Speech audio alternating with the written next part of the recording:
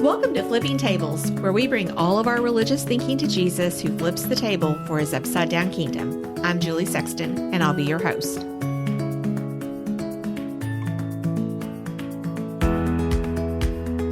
Welcome to Season 2, Episode 47. We are wrapping up our series on Philippians, and so as we wrap up our time in this book, I am once again just captivated by every word that Paul wrote to his dear friends in the church at Philippi. To be honest, I'm kind of at a loss for words. I've been thinking about Paul, and I'm thinking about the women and the men that are this church at Philippi, people that I don't know, but for some reason I love them. I'm thinking about how Paul wrote to them from prison, which meant that he was being kept from doing the very things that he most wanted to do. And so if you find yourself in a place or a season where you are doing the things that you wouldn't have chosen, instead of doing the things that you would really want to do, then just keep listening. Kimberly is my co-host in this episode, and we get to talk about chapter 4. And these are the verses that we are probably most familiar with. They are the verses that make their way onto a lot of Christian merchandise. They are on coffee cups and pillows and blankets and prints and what else, Kimberly? They're on all kinds of things. Wall hangings. T-shirts, bracelets. Keychains. We could have a store. Probably bumper stickers. Mm-hmm. All the things. Everything. I mean, they're everywhere. These are the verses that we know.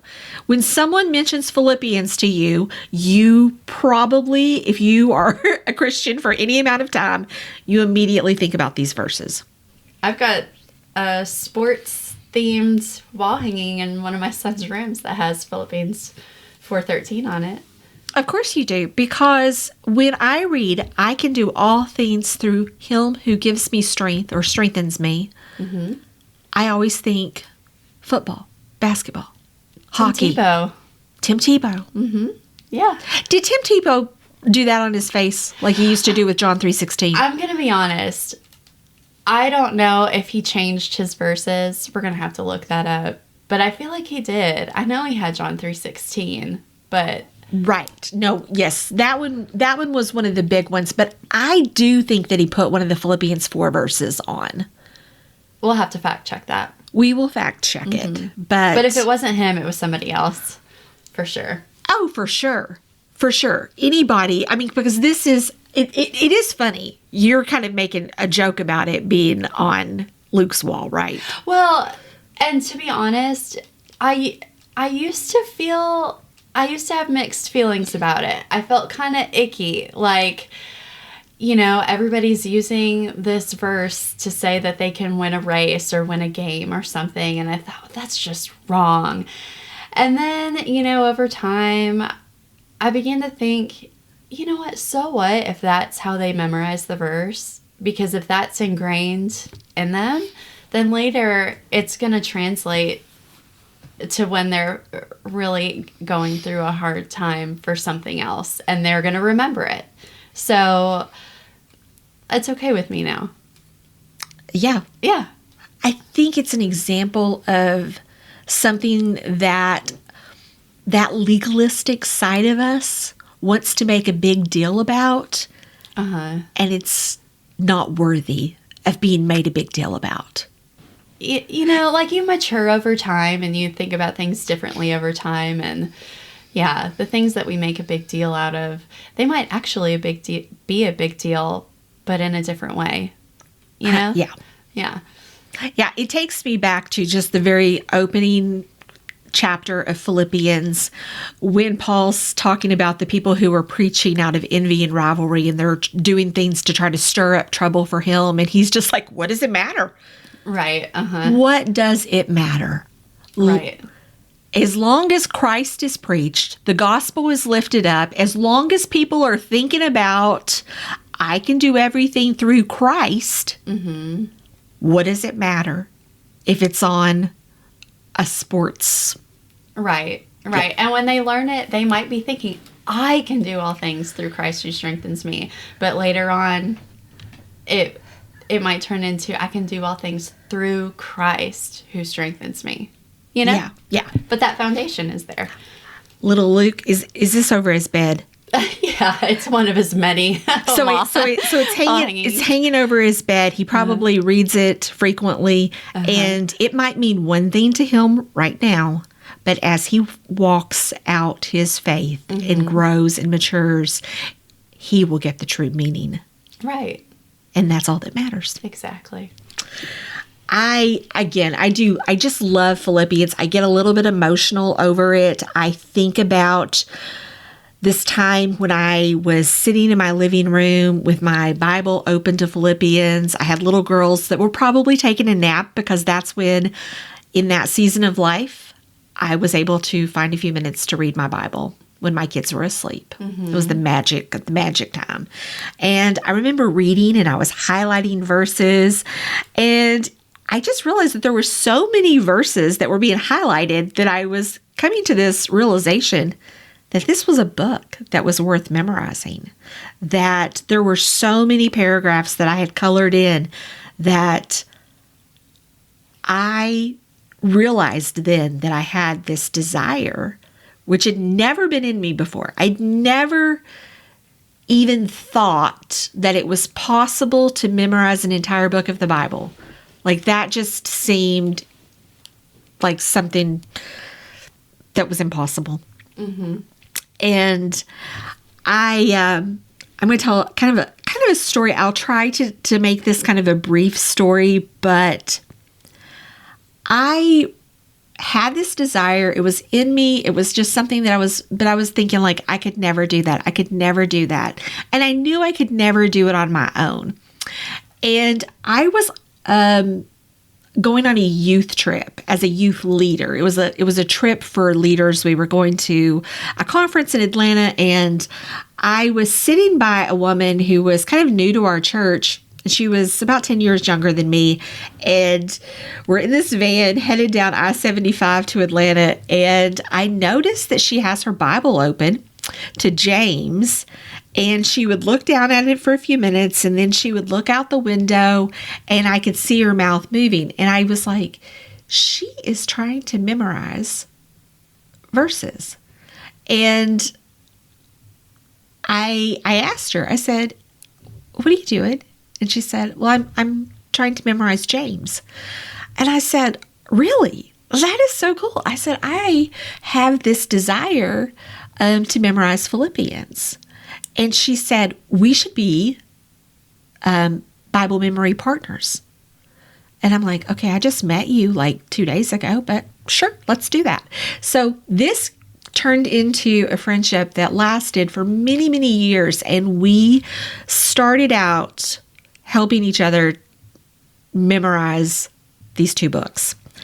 And we would go to Starbucks. We became the Thursday night Starbucks girls who that's how they knew us, because they were like, oh, it must be Thursday because here you guys come. And she would have a chai latte and I would have a mocha because that's what I drank at that time. And we would work on our memory verses, and we would close Starbucks down, and then we would go off to leave as they were closing, and we would sit out in our cars and we would pray together, and just this whole friendship just blossomed and became this friendship that grew. And I want to say it was probably about over maybe 7 years that this happened and occurred, and we started growing apart because it was a very minor disagreement, and I just hesitate to call it a conflict, but it was a conflict,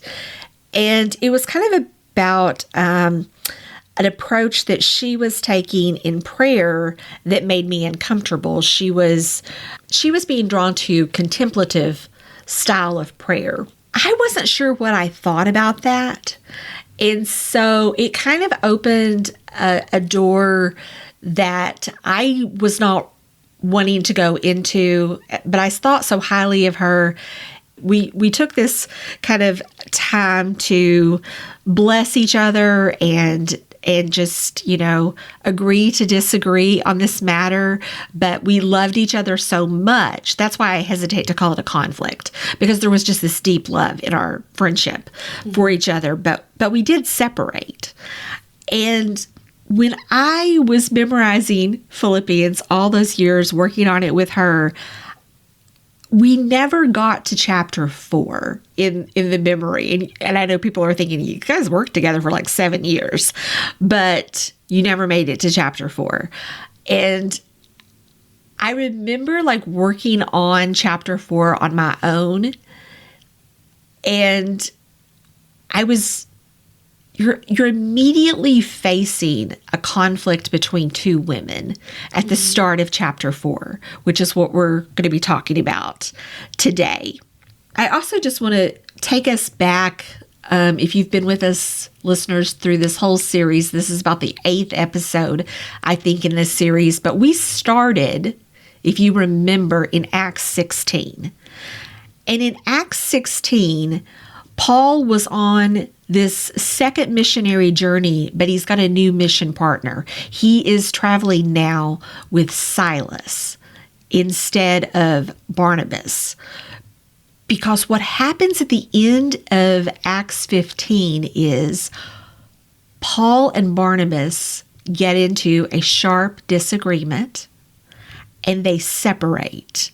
They both pick new mission partners and they go in two different directions. And I bring that up because I'm setting kind of the stage for where we'll end up in chapter 4.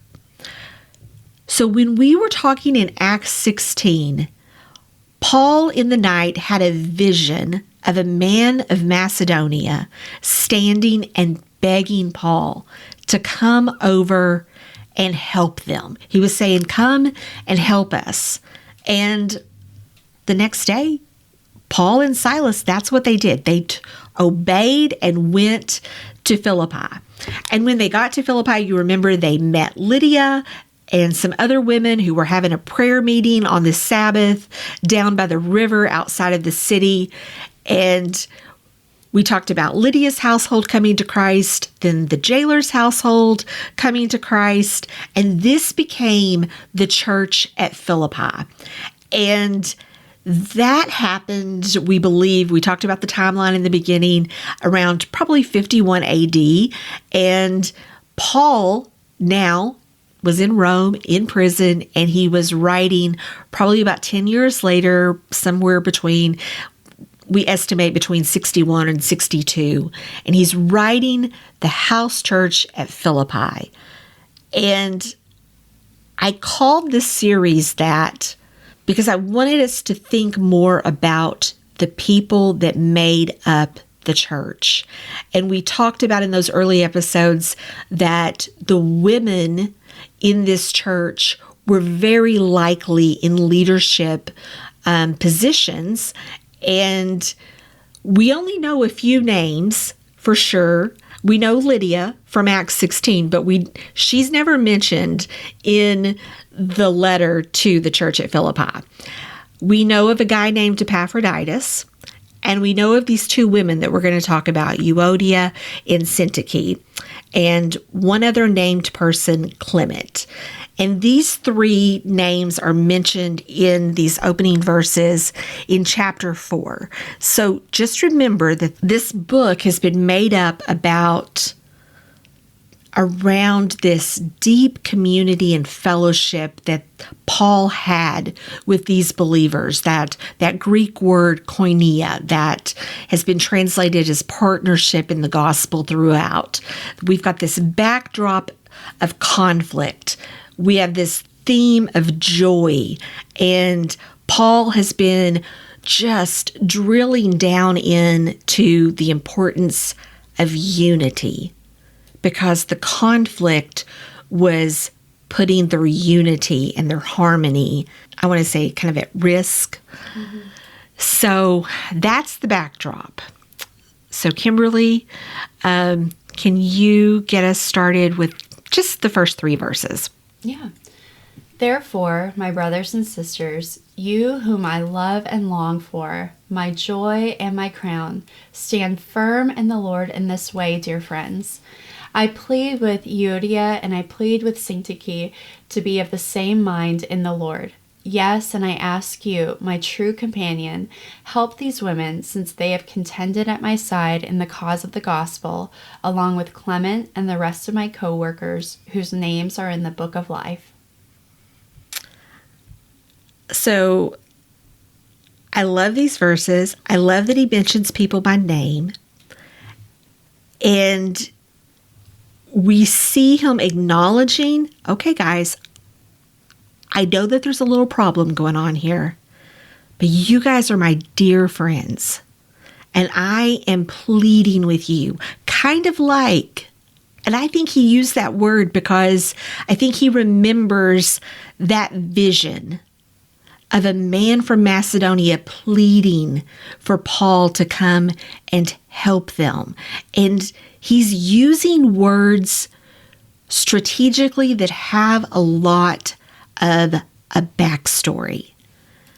And that's why I wanted us to kind of think about the whole letter. When he started this letter in chapter 1, he addressed it to all God's holy people in Christ Jesus at Philippi, together with the overseers and deacons. And I think when we did an episode on chapter 1, we linked that to these names and these people, and we began starting with talking about some of the key players. The fact that these women are mentioned by name probably means that they were in the leadership team. They could have been the overseers or deacons of this church, kind of in that overseeing pastoral role. The other theme here that Paul is picking up is on this theme of unity. And in chapter 2, he kept saying things like, you guys need to be like-minded. You need to be one in spirit and of one mind. And that's what he brings up again in chapter 4, verse 2. You need to have the same mind in the Lord. You need to not be looking out to your own interest, but thinking back to chapter 2 again, where he says, not looking at your own interests, but to the interest of others. The relationships that you have with one another, you need to have the same mindset as Christ Jesus. Paul said all of this to remind them of who they were, what their mission was, and for us still is, and that they needed to fix their relationships. Because Paul, again, I think he even has his conflict and that sharp disagreement that he had once with a very close co-laborer in Barnabas that happened in the end of Acts 15. Just like when I turn to Philippians, I think about a disagreement that didn't really end a friendship, it just separated. And I think that was more of what happened with Paul and Barnabas as well. So when I think about the person who delivered this letter as Epaphroditus, that when he showed up in Rome with this gift for Paul from the church at Philippi, and he's got a little bit of a story to tell him. And Paul, of course, we know he's sitting in jail again, and he's got a lot of years of experience. And I think that he just gets kind of a shiver of, oh, this is familiar. There are so many things that are familiar about this to me. We even, earlier in the series, we speculated about the conflict between the two women, that it could have been a conflict about, I threw out something like, could have been about mission support. Maybe one of them wanted to send Paul a gift, and maybe another one was like, you know what, we've supported him for about 10 years, and like, maybe we should do this with the money. And I don't know that that's what the conflict is about. I just want you to think about, it could have been something that wasn't huge. It could have just been something kind of simple. And Paul's thinking, you guys can rebound from this. But what you need to do is you need to stand firm. And standing firm is what he says in verse 1 of chapter 4. Stand firm in the Lord, my dear friends. And when I read that, my mind immediately goes to Ephesians 6, and I start thinking about the armor of God. And standing firm is our battle position. It's the only position that Christians are supposed to take in all of our battles. We are never commissioned to charge the battlefield. We're never commissioned to march out or to conquer. Those are not our assignment. Christ, he won the battle by humbling himself and becoming obedient to death on a cross. And I think that Paul's thinking about all of those things. And he's just saying, you guys, all you have to do now is stand firm.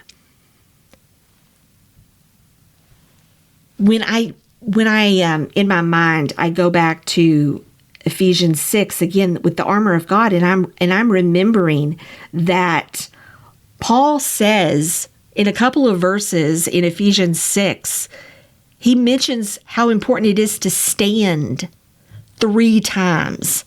And what is he saying? You don't have to win the ground, but you need to hold the ground. You cannot let this conflict stop the work. And I believe that that is one of the things that Christians face the most that gets us off mission is instead of standing firm and facing outward, we turn and start facing our co-laborers, our fellow soldiers, and get into these little conflicts and arguments and disagreements that get us off mission. That's what Satan wants to do. He wants to interrupt our communion with one another that's going to hinder our relationship with Christ because we're all out of step and out of sync. And Paul is like, I plead with Euodia and I plead with Syntyche to be of the same mind in the Lord. And in verse 3, I thought about this for a long time and I read some commentary because I was like, who is this true companion? Yes, and I ask you, my true companion, help these women since they have contended at my side, along with Clement and the rest of my co-workers. I'm like, who is that? Who is he talking about? The thing that I come to, and this is kind of different than, again, a lot of commentators disagree on this because the Greek word used for companion is also, in other translations, it might be yoke fellow, but it's a word that can actually be a proper name. And so some commentators is like, he's talking about this guy named it's a really tricky word. Ciscus. I don't think that's it at all. I mean, it could be. I really think that it's Epaphroditus. I think Epaphroditus is the one he is referring to as his true companion. That really doesn't matter a ton, but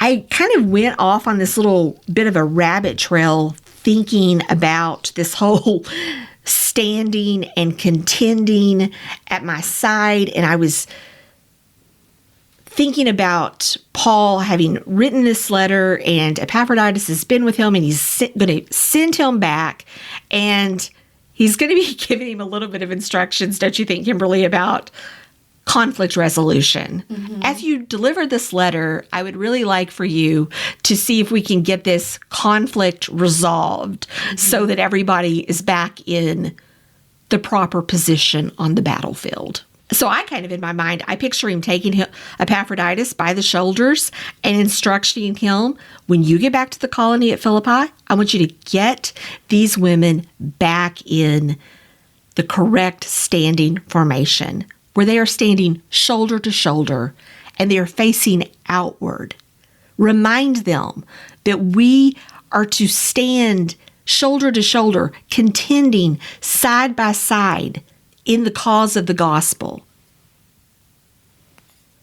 I think when we keep this in mind, as we get into the most familiar verses, as the ones that we started talking about kind of at the beginning of the episode. Well, actually, you were talking about one a little farther down, and we're not going to get to that verse in chapter 4. But the verses that start this section of the most familiar verses that make it on to all of our Christian merchandise, I just want you to read 4 through 7. Okay. Rejoice in the Lord always. I will say it again. Rejoice. Let your gentleness be evident to all. The Lord is near. Do not be anxious about anything, but in every situation, by prayer and petition, with thanksgiving, present your requests to God.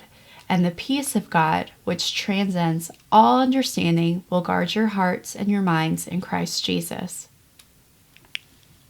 Does it make you laugh a little bit to yourself when you read immediately he starts talking about rejoicing right after he's mentioned this conflict? It's a hard pivot, isn't it? It is a hard pivot. And so I think that so often, I mean, you're never going to find verses 1 through 3 on a pillow or on a t-shirt. Nobody's putting that together. It can jar us a little bit if you're just reading straight through and you're going like, oh man, that was a hard pivot. Like now what?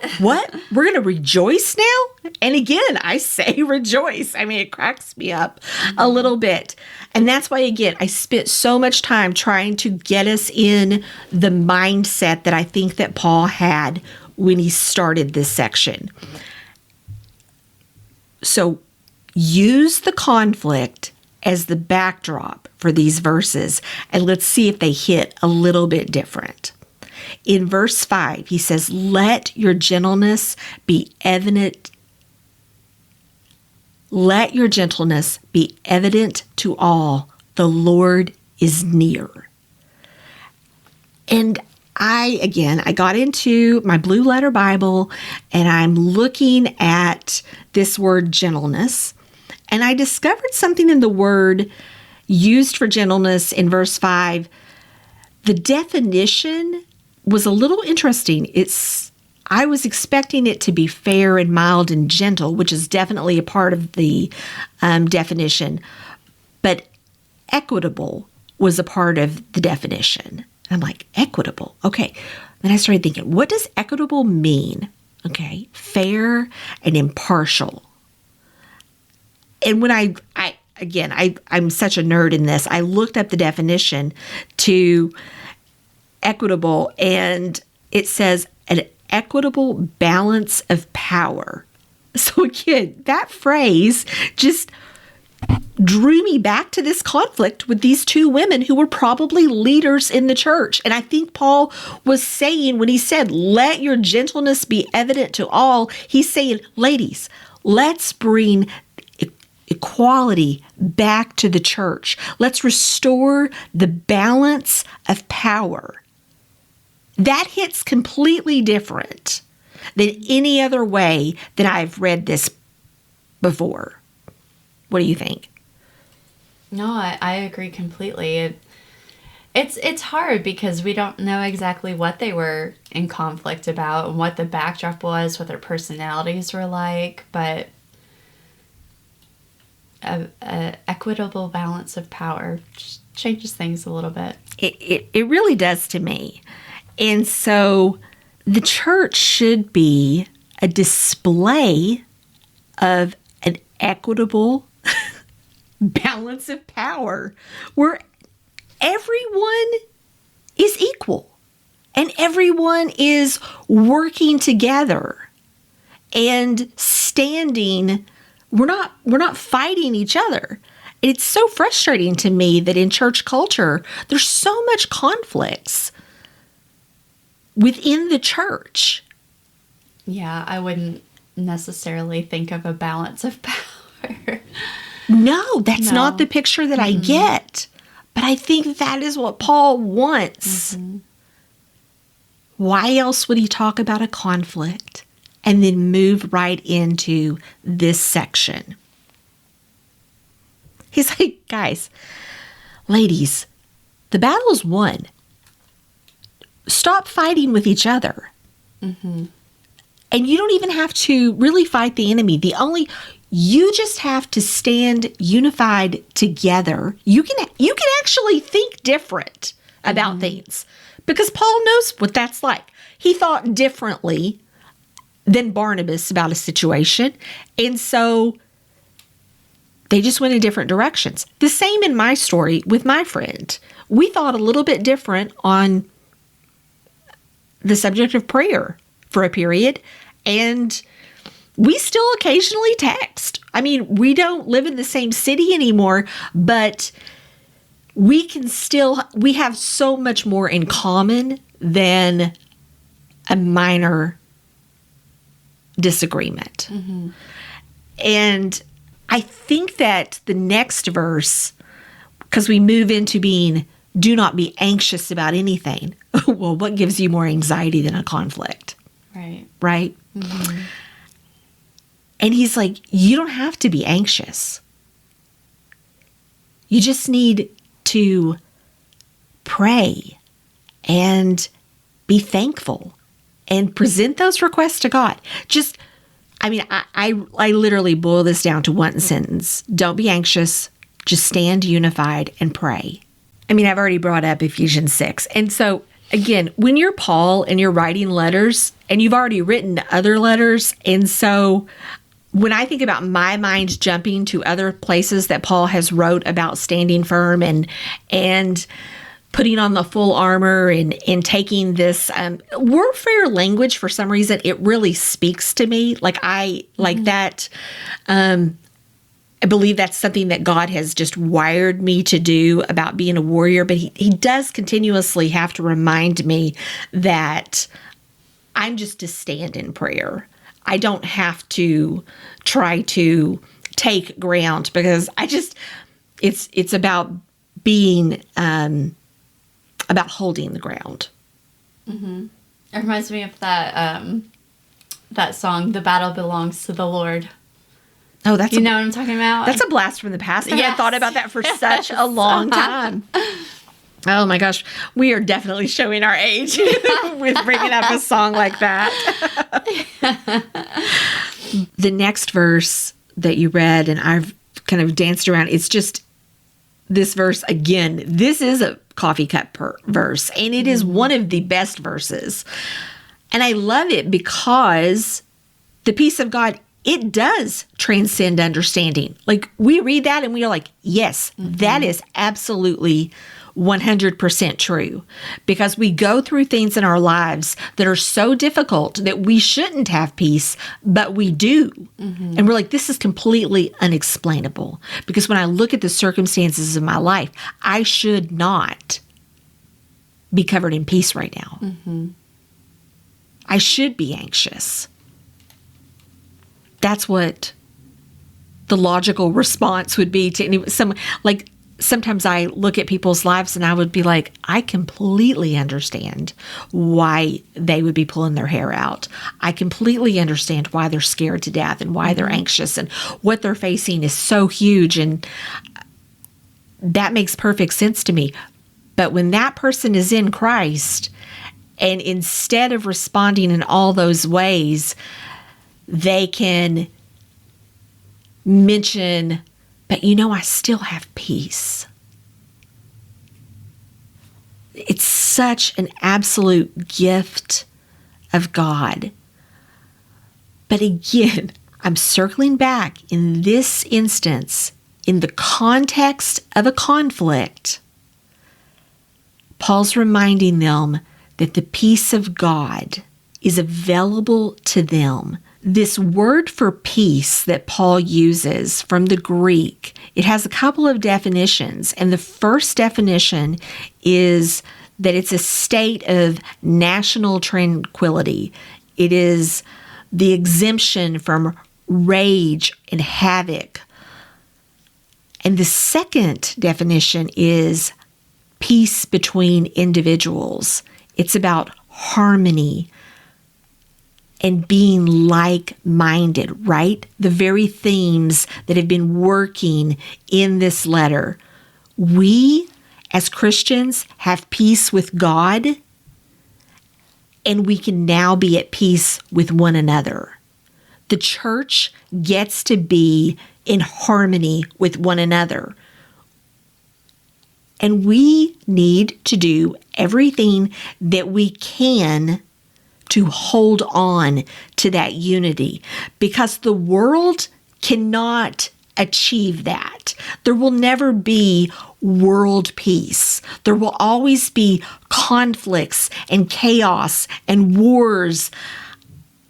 And the world really needs to see a display of something that is completely table flipping to what is normal of the world. And the church is the way that they could see that. Mm-hmm. And we have a really hard time showing them a true picture of peace. It's so frustrating. I get frustrated myself with others, but I get frustrated with myself when I know that I am not displaying that picture, that I'm not. It's hard. It's really hard. It's really hard to live in the world and not be of the world. Yeah. Yeah. We just get really drawn into it. And I think that sets up this next couple of verses that we're kind of going to begin to wrap up this episode with. So I want you to read verses 8 and 9. Finally, brothers and sisters, whatever is true, whatever is noble, whatever is right, whatever is pure, whatever is lovely, whatever is admirable, if anything is excellent or praiseworthy, think about such things. Whatever you have learned or received or heard from me or seen in me, put it into practice, and the God of peace will be with you. I love what he does there. He's like, here, I got a little list of things for you all to do. And if you put these things into practice, you're going to circle back to that peace.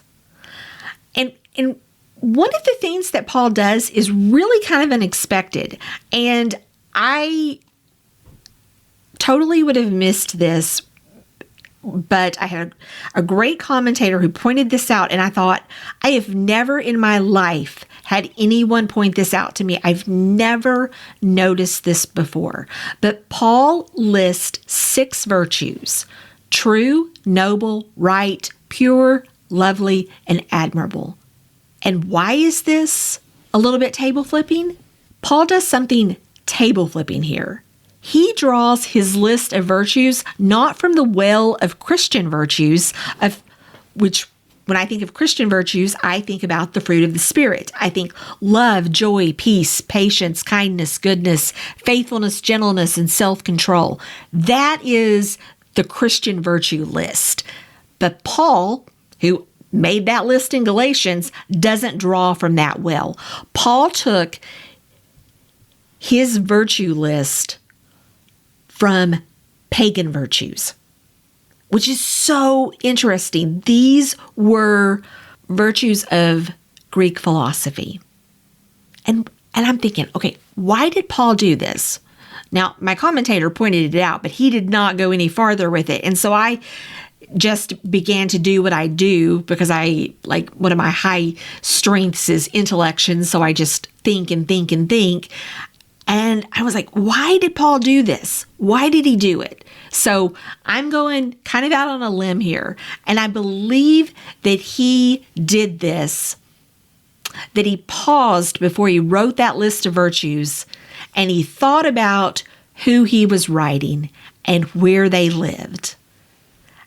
I think he thought about Lydia, the jailer, Epaphroditus, Euodia, Syntyche, Clement, and all of the rest that we don't know their names. And he thought about them personally, and he thought about where they lived. They lived in a Roman colony filled with retired soldiers in Greece.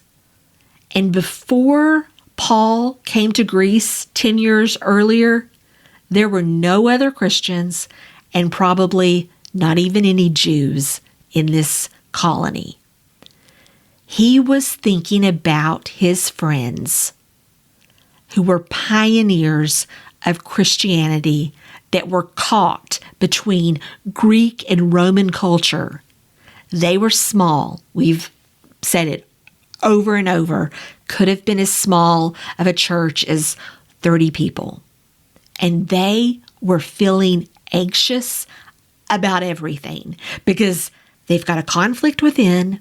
Everything that they were facing was so hard. As Christians, they might have been thinking, like I think this sometimes, and I'm sure you do too, Kimberly. We're thinking, this is so hard to go against the culture in every way. Isn't there just some kind of middle ground? Isn't there a way that we can be in Christ and be a display of Christ without having to be against everything that's going on in the world?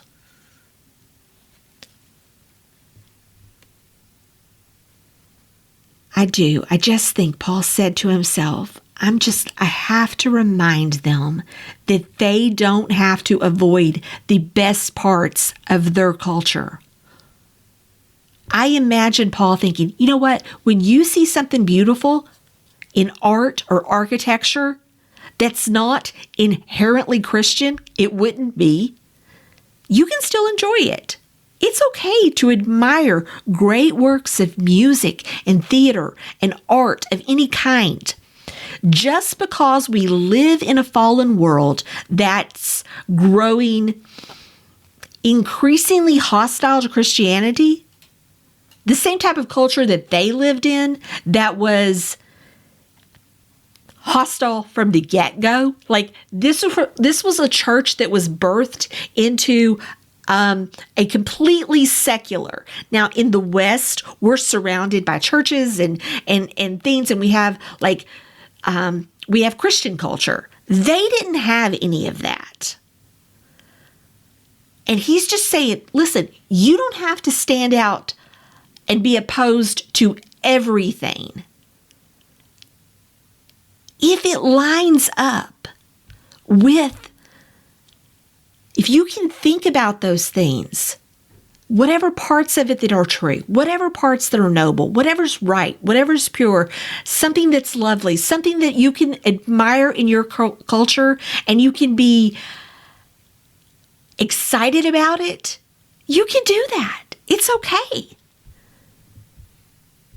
And I think that's a great reminder for us because we don't have to be against everything in our culture. We can find good and beautiful parts to still enjoy. We love great books. Mm-hmm. I love to go to a museum, and especially an art museum. I love to look at art. I love to look at architecture. That's probably because of Paul, because he always points out, things in architecture and things. But sometimes I'll think about, I'll see a building and I'll be like, that is so beautiful. But then I'll think, oh, but isn't that like a temple or something? And I can still admire that for being a great display of beautiful architecture.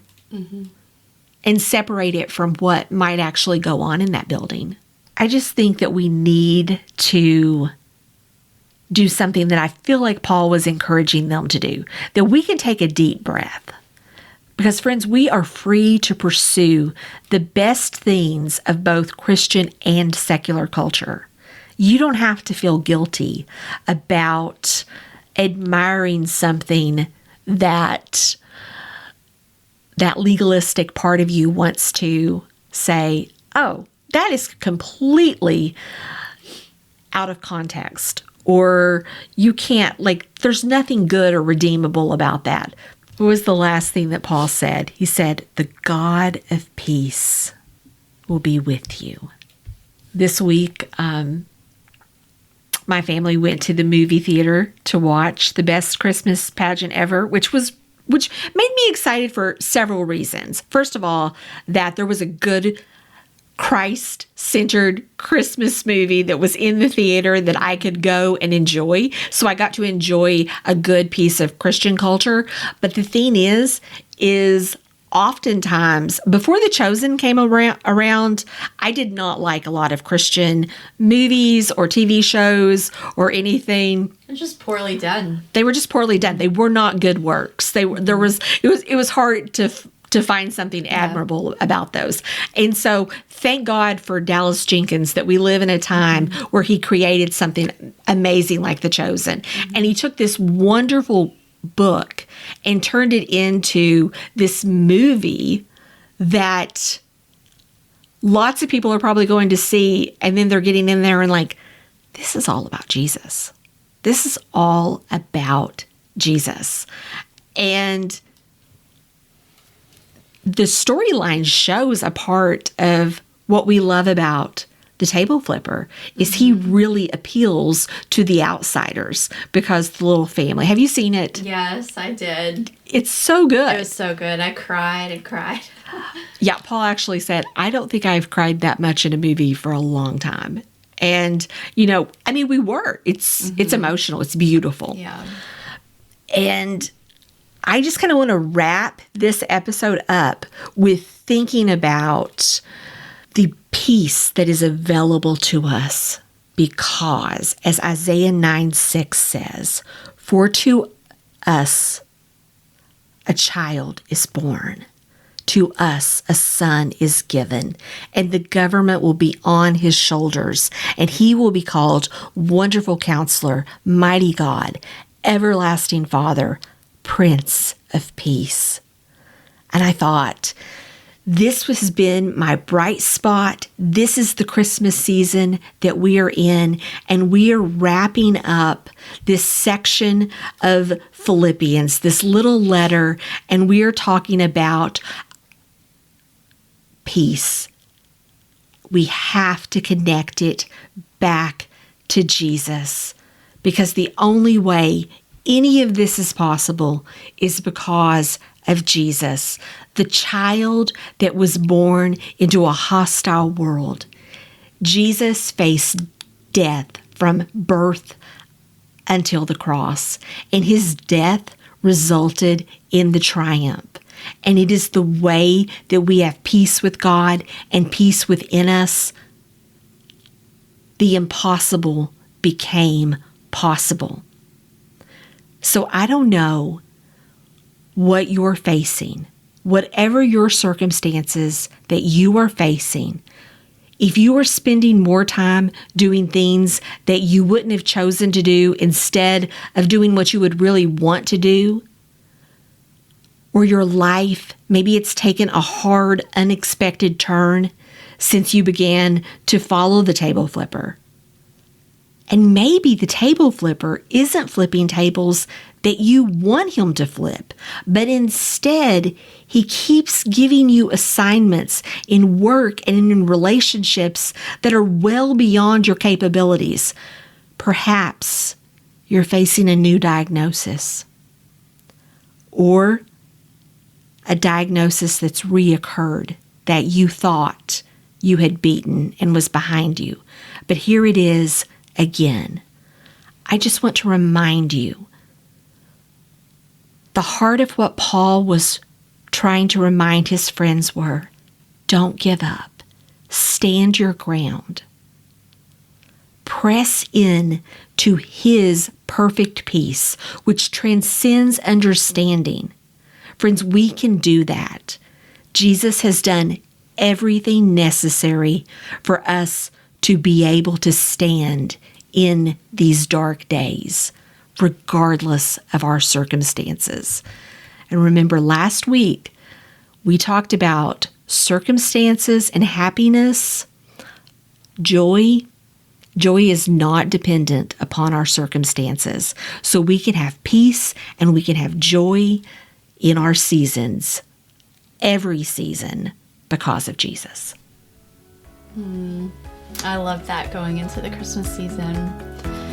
Well, let's wrap up 2024 with our bright spots. We are wrapping up 2024 because this is going to be our last episode in season 2.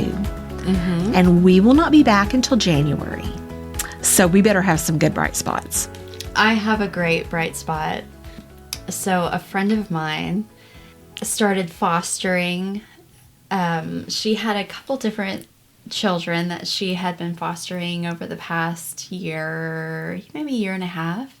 And she adopted her foster daughter, and I got to go to a party to celebrate the adoption, and it was just amazing. It was just so lovely, because there's a lot of pain and difficulty that brings someone into the foster system, and there was a lot of pain and difficulty that my friend had been wanting to be a mom for her whole life. And this was the avenue that brought these two beautiful people together. And so my friend and all of her family, they were wearing t-shirts that said, "It's a great day to start a family," or to make a family. I just loved being there and was so happy to be invited to the party. Oh man, that's good. Yeah. That's good. Because again, what goes with what we're talking about? Adoption. Right. What a display of God's love. Absolutely. That's so good. So good. I'm so glad you got to be a part of that and share in that beautiful day.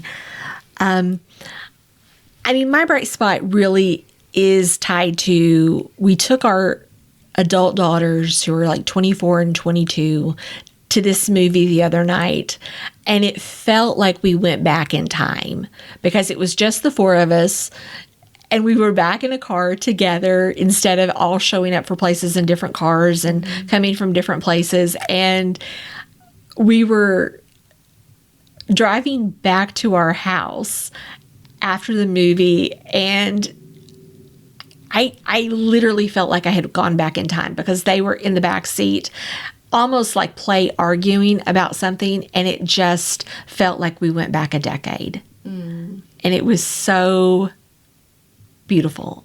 And we had just got to experience this great movie. And we didn't even tell them what we were doing. It was our Tuesday family night, and I said for December, Tuesday family nights are going to be something to do with Christmas, and we told them that we were going somewhere, and we didn't tell them what we were doing, so they had no idea. So it was a big surprise. So the whole thing was a lot of fun. Oh, that's awesome. So I hope that this lesson has maybe given you a different perspective and a different way to think about these very familiar verses. I hope and pray that your Christmas season and the wrap up of 2024 is filled with bright spots and peace and joy and remembering, for unto us a child was born. And now we have peace. So friends, keep following the table flipper and leave the table flipping to Jesus.